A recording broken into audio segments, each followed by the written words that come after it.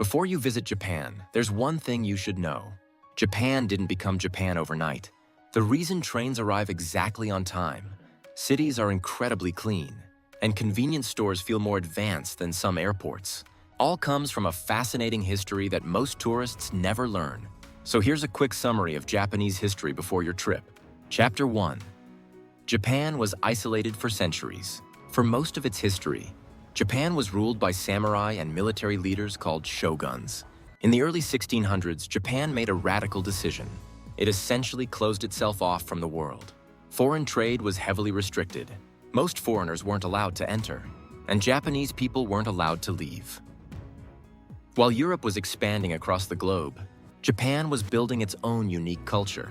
Many of the traditions tourists come to see today, like tea ceremonies, geisha, samurai culture, traditional architecture, developed during this period. Japan became one of the most distinctive societies on Earth. Chapter 2. Everything changed overnight. Then in 1853, something happened. American warships appeared in Tokyo Bay. The message was simple: open your country, or else. Japan realized it could no longer remain isolated. And what happened next was one of the most astonishing transformations in world history. Within a few decades, Japan went from a feudal samurai society to a modern industrial nation. Railways appeared, factories were built, Western technology was adopted. The samurai class disappeared.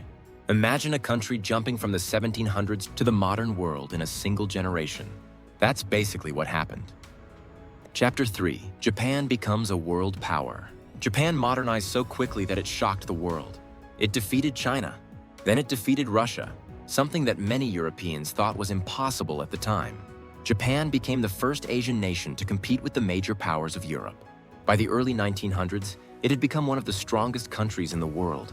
But success also brought ambition, and eventually conflict. Chapter 4. World War II. In the 1930s and 1940s, Japan expanded across Asia. This led to conflict with many countries, including the United States. The war ended in 1945 after devastating destruction. Many Japanese cities were heavily damaged. Millions of lives were affected. Japan faced one of the darkest moments in its history. For many countries, that might have been the end. For Japan, it became a new beginning. Chapter 5. The Economic Miracle. After the war, Japan rebuilt at an incredible speed. Factories reopened. Infrastructure expanded. Companies like Toyota, Sony, Honda, Panasonic, and Nintendo became global names. By the 1980s, Japan had one of the strongest economies on Earth. The reputation for quality, efficiency, and attention to detail became famous worldwide. And you can still see that today. Every time a train arrives exactly on schedule. Every time a convenience store meal is surprisingly good. Every time a lost wallet finds its way back to its owner. Chapter 6. The Japan you'll visit today. Modern Japan is a fascinating mix of old and new. Ancient temples stand next to skyscrapers. Centuries-old traditions coexist with cutting-edge technology. People use some of the world's most advanced toilets, while still visiting shrines that are hundreds of years old. That's what makes Japan special.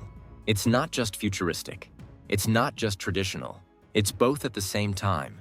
Now, when you walk through Tokyo, ride the Shinkansen, visit a temple, or grab a late-night snack from a convenience store, you'll know you're seeing the result of hundreds of years of history. And that's what makes traveling in Japan so fascinating. You're not just visiting another country. You're experiencing one of the most unique stories in human history. If you're planning a trip to Japan, subscribe for more Japan travel tips, culture, and history.